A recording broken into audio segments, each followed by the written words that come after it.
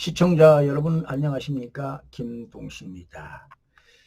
더불어민주당의 이재명 후보가요, 지금 대통령 경선에 지금 세 번째 도전하고 있는데요. 첫 번째 도전이 2017년도였습니다. 그 당시 더불어민주당 후보가 문재인, 안희정, 이재명이었습니다. 그때 2017년도에는 이재명이가 3위를 차지했어요.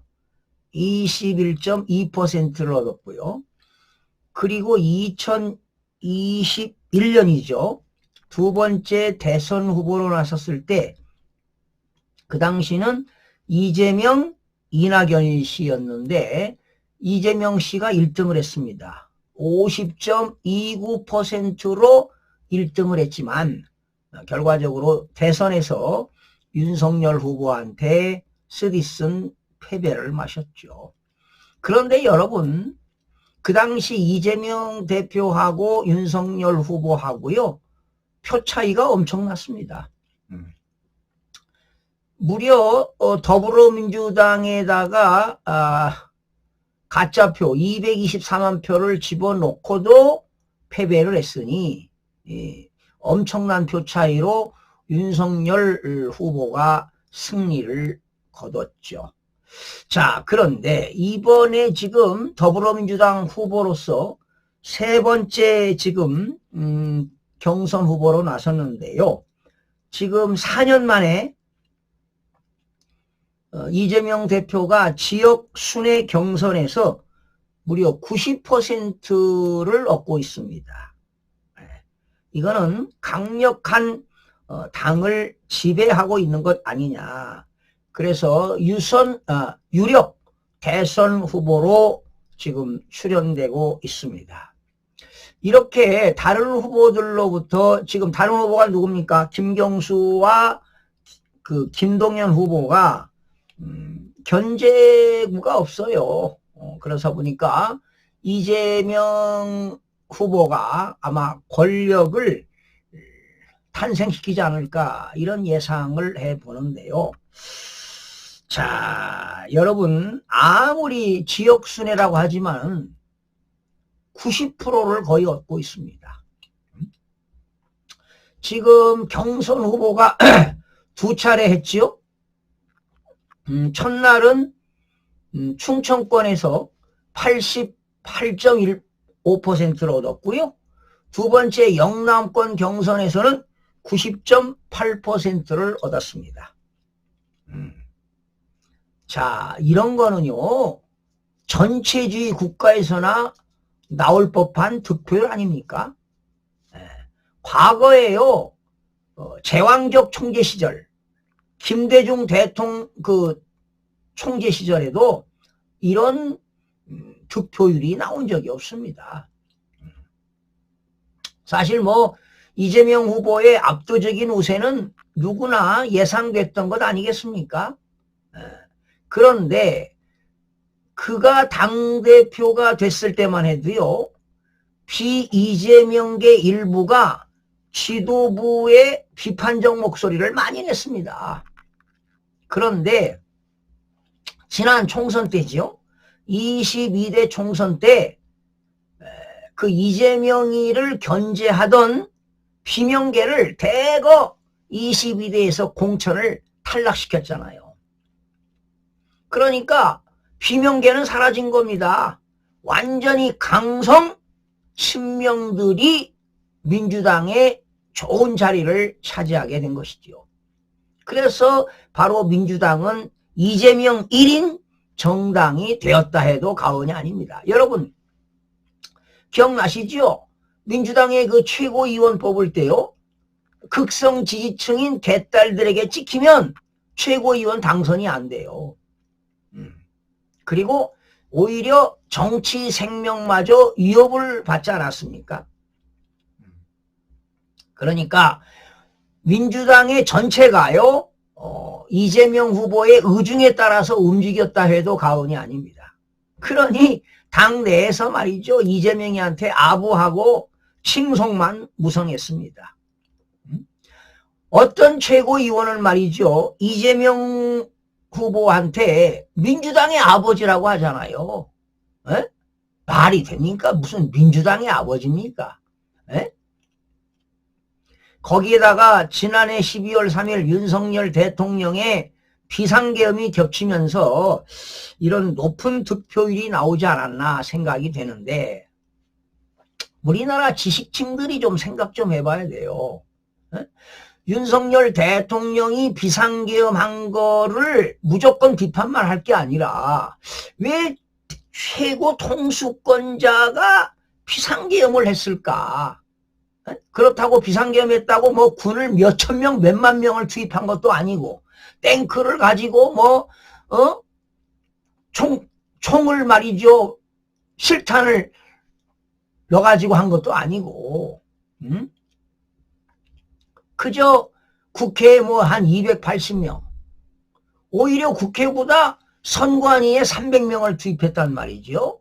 거기에다가 선관위도 수원의 그 연수원, 선거 그 위원회 연수원을 많이 그 계엄군을 투입했다는 것은 무슨 이유가 있다 이 말이죠. 부정선거를 밝히려고 많이 보낸 것 아니냐. 이런 의도를 국민들이 잘 모르고 있는 것 같아요. 그리고 그동안 거대 야당이요, 21대와 22대 들어서 거대 야당이 입법 폭주한 건 사실입니다. 그리고 탄핵을 얼마나 발의했습니까? 무려 30건 발의했습니다. 그래서 30건 발의해가지고 13건이 국회에서 일방적으로 통과시키지 않았어요, 탄핵소추안을. 그래서 결과적으로 윤석열 대통령이 탄핵소추에 2번에 걸쳐서 탄핵을 당해가지고 결과적으로 헌재에서 인용으로 파면되지 않았습니까? 오늘날의 민주당은 민주당이 아닙니다. 과거의 민주당은요, 다양성이 대단했습니다. 그리고 민주당 후보들이 치열하게 경선을 치르지 않았어요. 이런 것이 사라졌다는 겁니다. 그렇지 않습니까? 그리고 이재명 대표가 민주당 대표 나갈 때 말이죠, 심지어 민주당의 당원 당규까지 개정시켰어요. 그리고 오로지 무슨 기본사회, 강령에다가 기본사회까지 명시한 거 아니겠습니까? 그러니 바로 민주당은 이재명 후보의 정당이라고 하지 않을 수가 없다, 이런 얘기입니다. 지금 민주당 역사가 몇 년입니까? 70년 아닙니까? 그리고 비명계를 싹쓸이 하고요, 지금 민주당의 법조인들이 변호사만 무려 23명입니다. 그런데 14명이가 민변 출신 변호사입니다. 그리고 이재명 대표 그 사법 리스크에 변호인단 5명이 다 국회에 입성한 거 아니겠습니까? 그러다 보니까 어쩌면 더불어민주당은 이재명 대표의 로펌 같다, 이런 얘기죠. 개인 로펌이라, 이런 얘기도 들리는 거 아니에요. 그리고 지금 민주당이 완전 국회를, 입법부를 장악했습니다.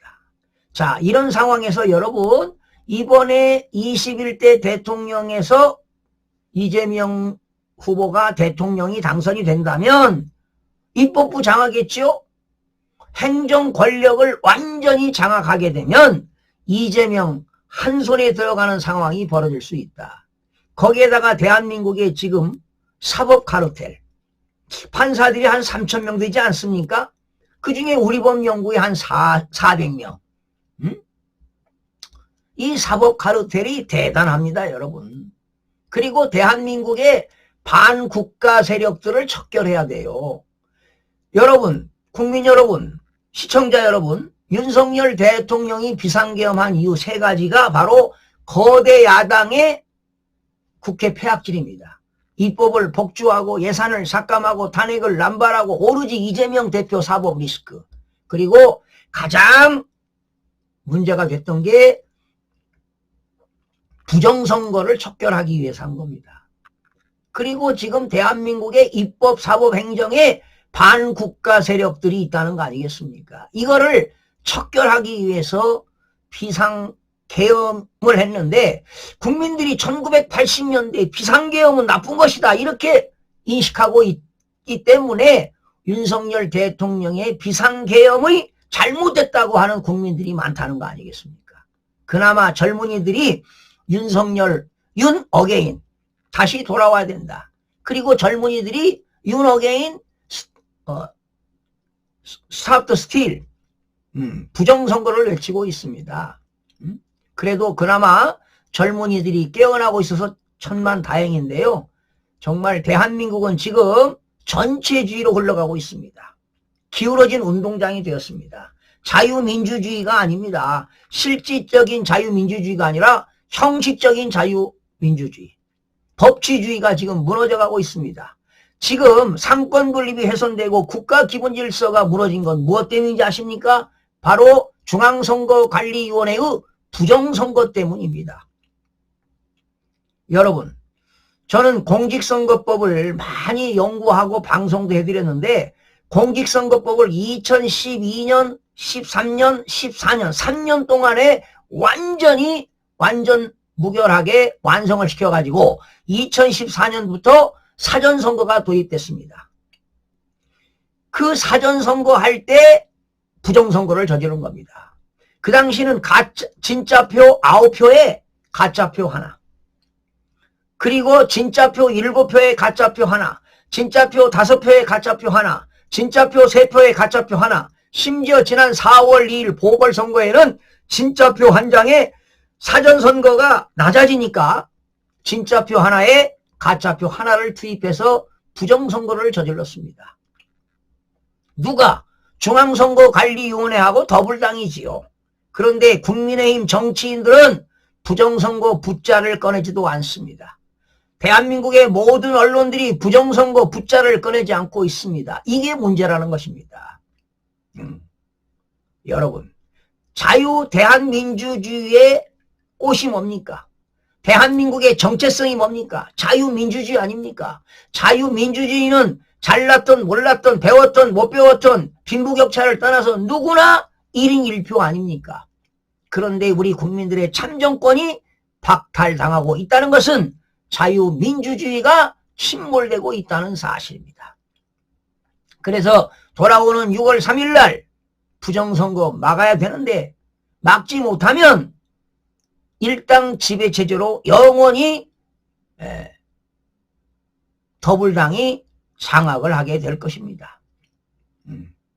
여러분, 진보가 정권을 잡고 보수가 잡고 이렇게 왔다 갔다 하면서 정권이 돼야 되는데 어느 당에서 입법부도 장악했지요, 행정부도 장악했지요, 사법부도 장악하게 되면 일당 지배체제로 바로 전체주의로 갈 수밖에 없다는 것을 우리 국민 여러분들이 깨달아야 할 것으로 보입니다. 그래서 여러분, 돌아오는 6월 3일 날 사전선거는 바람직하지 않습니다. 왜? 부정선거를 저지르니까요.